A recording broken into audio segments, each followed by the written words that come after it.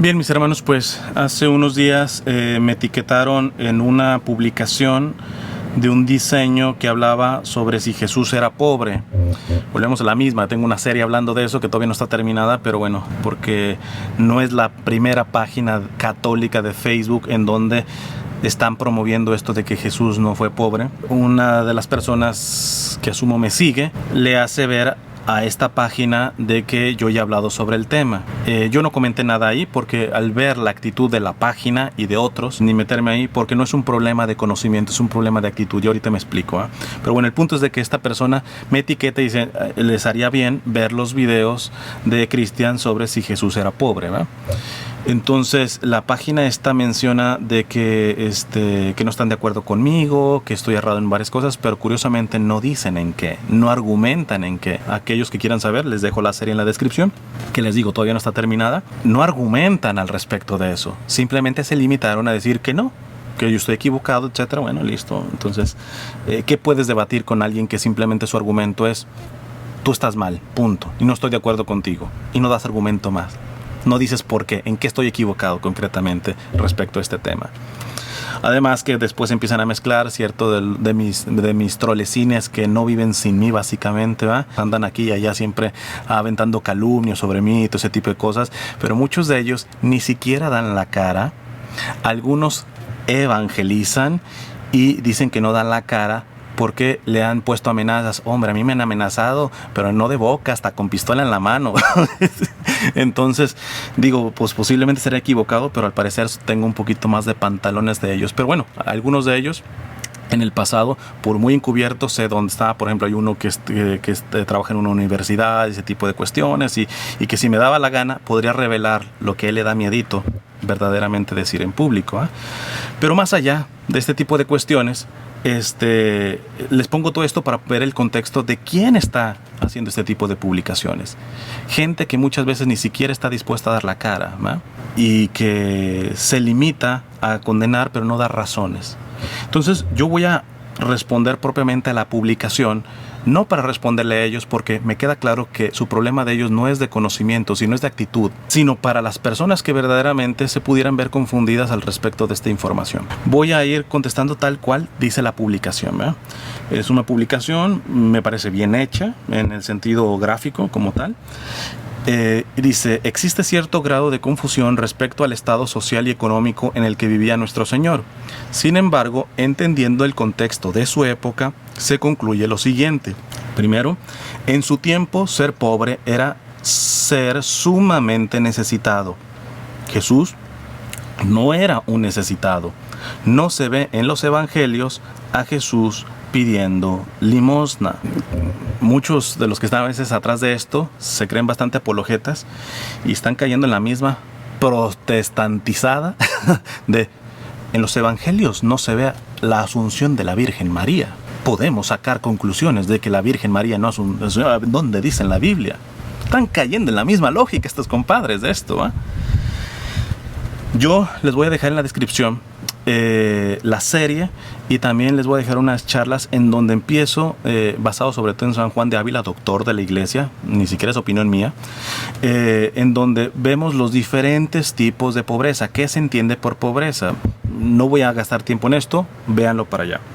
Y esto le podría responder fácilmente a esta primera parte sobre que ser pobre era estar sumamente necesitado. Vamos a tomársela, ¿va? Pero vean estos videos para que se den cuenta y empecemos a definir primero los verdaderos tipos de pobreza. Después dice, Jesús hablaba de los pobres, los anawim. Bueno, ponen aquí anabim y es anawim. No en sentido de pertenencia, sino como un sector de la sociedad al que Dios Padre acoge y protege con su gracia. Esto es mentira.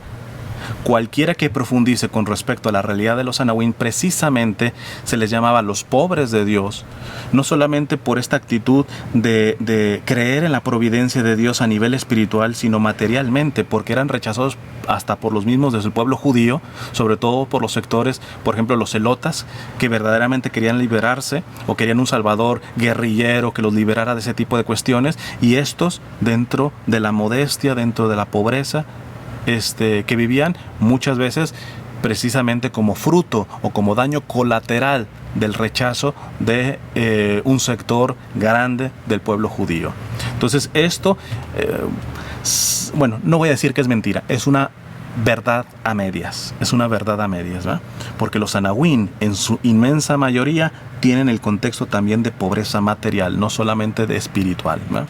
Luego dice, Jesús no era rico, pero tampoco... Bueno, esto me parece que es la conclusión, aunque la pusieron en el centro. Jesús no era rico, pero tampoco necesitado. Hay 3 datos que muestran... no es un título. 3 datos que muestran su estatus socioeconómico. Ahí vienen los 3 datos. Jesús usaba ropa fina y costosa, sin costura y de una pieza, inaccesible para la gente pobre. Por eso les digo que vean los videos sobre qué es pobreza, ¿no?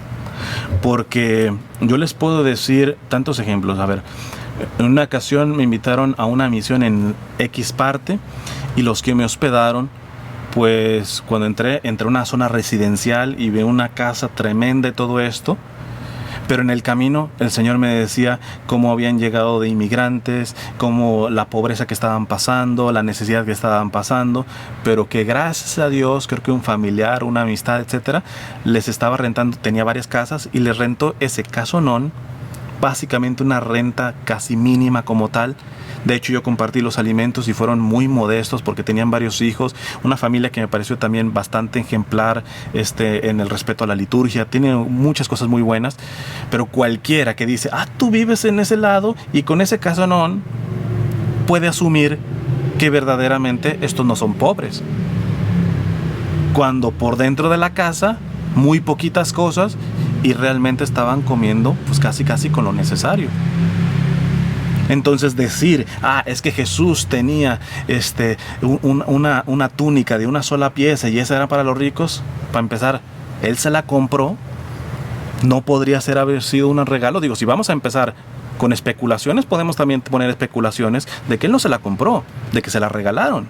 O aquella que aplicaba a mi abuelo y que yo aplico en las cosas necesarias y fundamentales, que es comprar como rico para que nos dure como pobres. Es decir, comprar, no sé, si mi trabajo es diseño gráfico, etcétera, comprar una buena computadora porque es mi herramienta de trabajo. O la que siempre les explico, de una vez estando en un campo de inmigrantes que trabajé por varios años ahí en esa comunidad, una vez llegaron gente adinerada, de una parroquia adinerada, a dar, eran como ciertos tipos de pequeñas ciudades de inmigrantes, solamente podían vivir trabajadores del campo ahí. Y cuando ven que muchos tienen camionetas, o como aquí les llaman las trocas, ¿verdad? Me acuerdo que uno de esta parroquia riquilla dijo, bueno, pero estos no son necesitados. Mira el camionetón que tiene. Y yo le tuve que responder, ya. ¿Y en qué quieres que carguen las palmeras? ¿En un Mini Cooper? O sea, para ti, que tu vida es estar sentado en una oficina, pues un Mini Cooper te alcanza y hasta te sobra. La camioneta de que si apenas tiene para comer, pero pudo ahorrar para comprarse esa camioneta, es porque su herramienta de trabajo, porque trabaja en nurseries, trabaja en como viveros, y no le vas a pedir que te cargue las plantas en un Mini Cooper. Me captan esta parte. Entonces, este argumento es rayando con lo falaz, porque si vamos con el aspecto de las especulaciones, pues también cabe la especulación en contra de este argumento, y ya les he dicho ya algunas, ¿verdad? Podría ponerles más, pero para no hacer más largo esto. Después, segundo argumento de esta publicación: su oficio de carpintero era de los trabajos más bien remunerados en su época. Además de los más solicitados, seguramente Jesús nunca le faltó trabajo, por ende plata. Si alguien no es pobre por tener plata, la segunda pregunta que nos tendría que venir es, ¿qué haces con esa plata?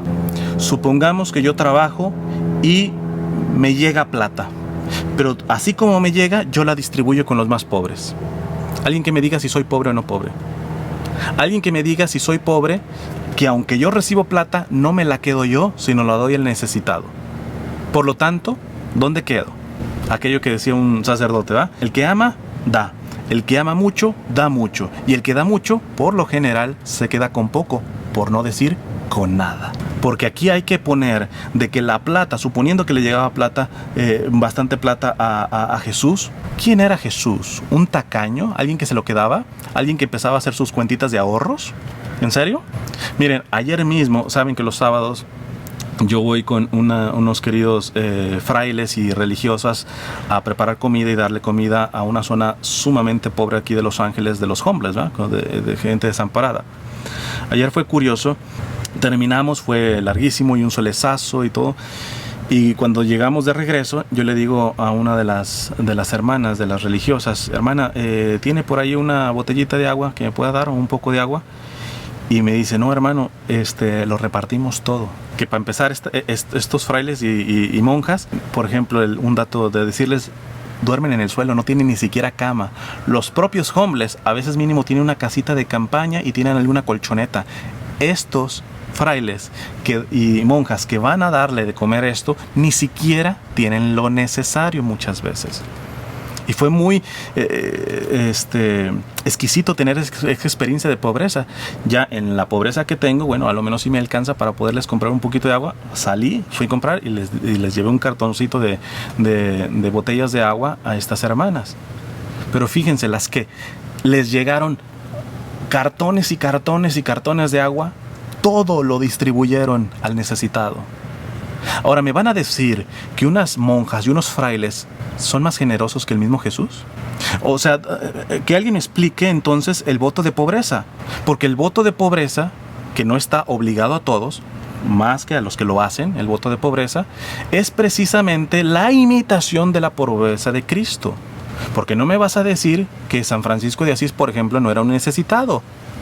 Y si Jesús no es un necesitado y San Francisco de Asís se movió a llevar ese tipo de pobreza al ver la pobreza de Jesucristo, entonces las matemáticas ya no nos dan. Estamos diciendo que San Francisco de Asís vivió la pobreza de manera más perfecta que el mismo Jesús. Me están diciendo que la pobreza de no tener ni siquiera ya una botellita de agua cuando les llegaron cartones y cartones a estas monjas ayer, y que al término de la jornada no podían tener una botellita de agua para mí porque ni siquiera la tenían para ellas. ¿Me quieren decir que estas monjas viven con mayor perfección el voto de pobreza que está inspirado en Jesús que el propio Jesús? ¿Ven la ridiculez de este tipo de publicaciones?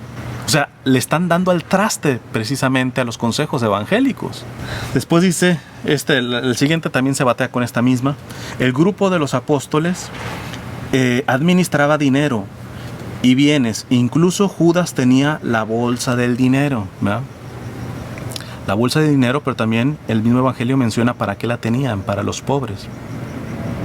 Es más, si nos vamos nuevamente a especulaciones, si Jesús recibió plata, y supongamos que no era tan generoso, tan amoroso como las monjas de ayer, y que siempre se quedaba con un buen bonchecito hacia sus cuentas, precisamente hasta para beneficiarse. Imagínate, dice: voy a trabajar 30 años, voy a hacer mis cuentas y vivir de los ahorros en los próximos 3 años.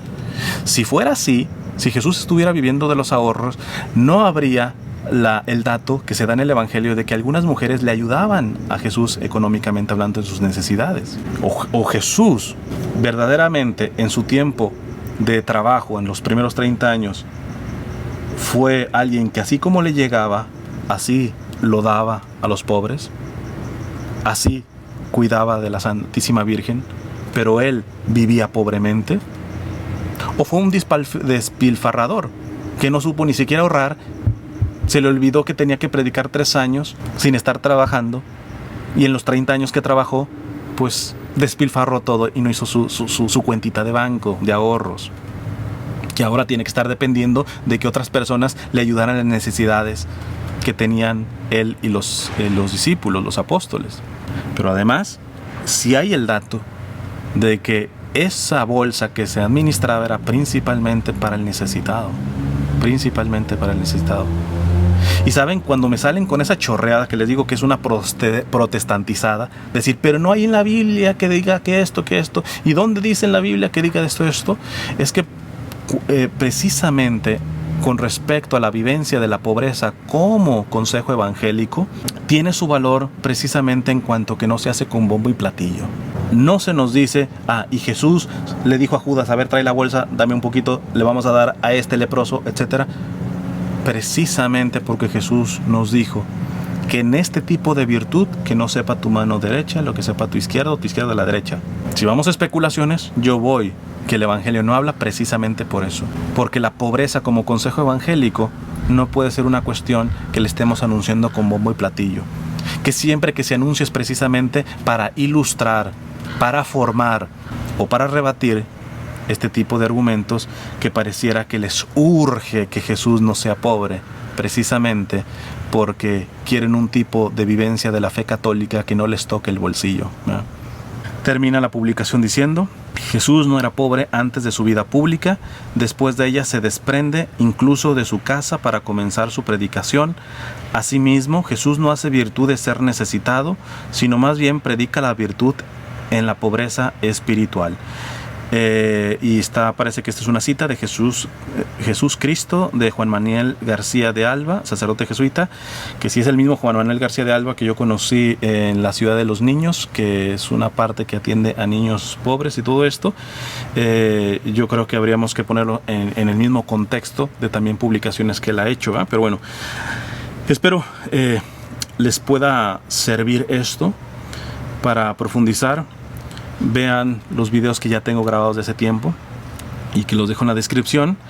En la medida de lo posible seguirá completando esa serie, pero yo los invito a aquellos que vean este tipo de publicación, váyanse delante del Santísimo y díganle con toda honestidad: Señor, aclárame este punto, porque no es un punto cualquiera, porque si Jesús verdaderamente es pobre, sobre todo tiene grandes y fuertes implicaciones para aquellos que tienen el voto de pobreza, es decir, el voto de vivir la pobreza misma de Jesucristo.